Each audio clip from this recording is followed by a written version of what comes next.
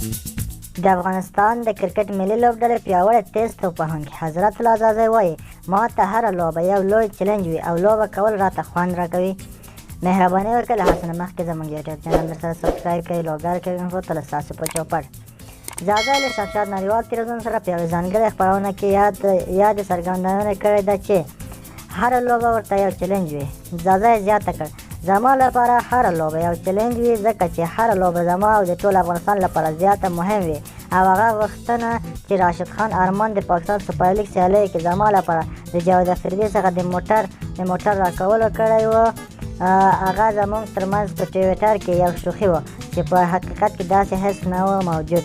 نامیالی وویل چې غواړم راتلونکي شلویز نړیوال جام لپاره ډېر چمتووالی ولرم تر څو ملي لوبډلې ته ویالونه ور پر برخه کړم.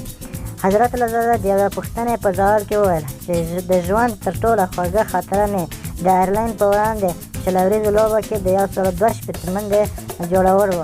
د افغانستان د کرکټ ملي لوبډلې د ځلانده ستوري ملي لوبډلې ته شل ورځې او یو ورځنۍ لوبه کې لوبېږي.